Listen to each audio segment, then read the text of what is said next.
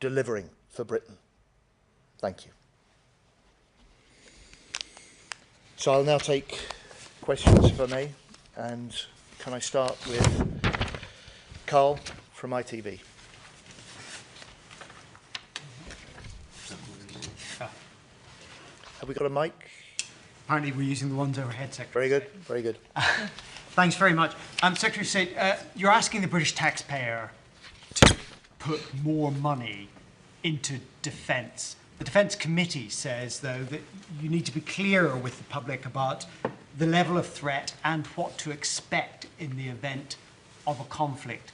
Can you be straight with people now whose money you're going to spend? What is the level of threat? How close are we to conflict? And what should they expect? So I started this speech at the press conference by setting out the immediate threat that we have from Russian spy ships. I set out the scale of cyber attacks that have been in this last year against the defence systems alone. I pointed to the way that Russia isn't just raising the stakes in Ukraine, there's rising aggression against NATO as well. And we've seen across a range of different parts of the world, greater conflict, less predictability, greater danger. That's why we went to the election promising the British people that we would raise defence spending to 2.5% of GDP, a level we've not seen in this country since Labour was last in government in 2010. We're putting £5 billion into the defence budget in this year alone. We'll hit that 2.6% of NATO GDP by 2027. We've got an ambition to make that 3% in the next Parliament, and we, like the other 31 nations of NATO, have signed up to a 5% target for core defence and national security. This reflects the new era of threat. It reflects the requirement for a new era for defence, and it recognises Britain's role, stepping up to lead in Europe, stepping up with other European nations on Ukraine and on NATO, because our strength is our work with allies, which is why we made the promise at the election. You've seen it delivered since, that Britain, under Labour, has reset our relations with Europe. Ben Wright, BBC. Thank you, Mr. Healy. I mean, the German government has said that they believe Russia could attack NATO within 5 years. Do you agree with that assessment? And if you look at the spending in Germany or Poland, they're ramping it up much faster than we are. The budget's coming up. Do you need more money quickly from the Treasury to put Britain on a war footing? And can this effort be done, be candid with people, without taxes going up? We can't turn around the problems of the last 14 years overnight. We produced the Strategic Defence Review precisely to give us that vision for the future, to set out the challenges of transforming our armed forces, to make them more ready to fight still, more capable to deter, alongside NATO allies. We set out that NATO first commitment because we recognise that Britain won't fight alone, we won't deter alone, but we have to lead the way, and we have to do so with allies. And it's that long-term commitment, that certain decade of rising defence investment, that has meant that we've now also seen the rising levels of private investment. And so I, in the last year, have spent as much time with investors as I have with industry.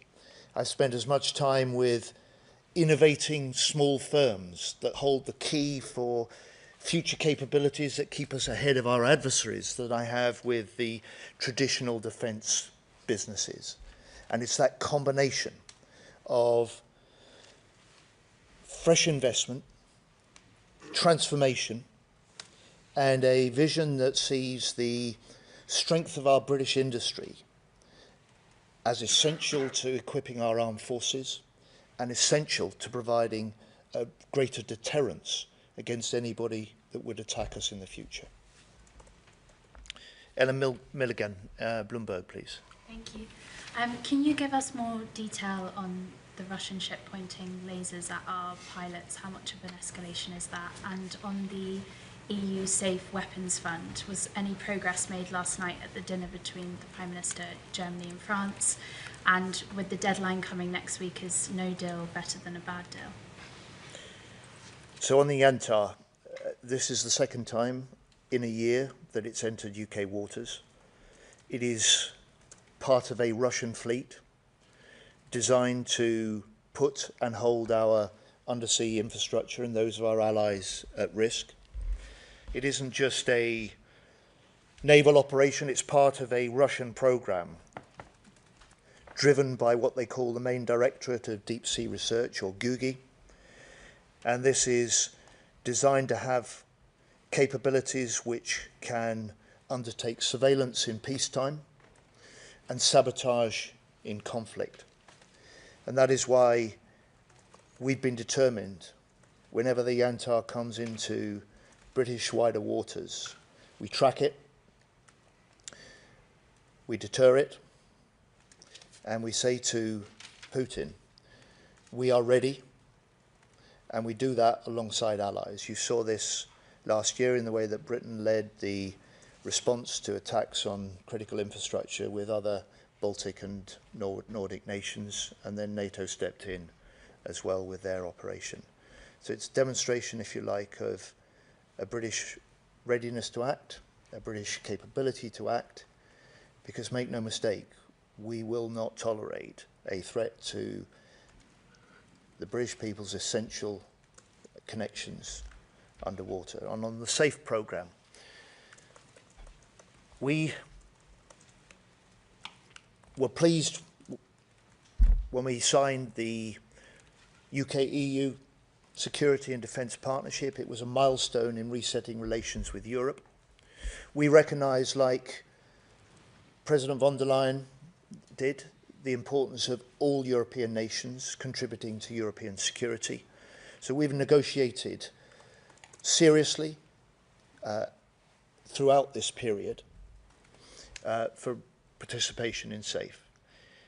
But we've always made clear, whilst we were willing to pay a fair share of the costs of this programme, any deal had to be good value for money for our British taxpayers, had to be good value for our British defence industry. And I hope the Commission will get to the point that we can participate, but whether or not we do, in or out of SAFE, make no mistake, we are doing the deals with other European nations so that British industry and the strengths that we can bring to future wider European security, we will continue to do that in or out of SAFE. We will continue to win the export deals that benefit Britain. We will continue to provide the systems and weaponry and the innovation that helps make Europe safer.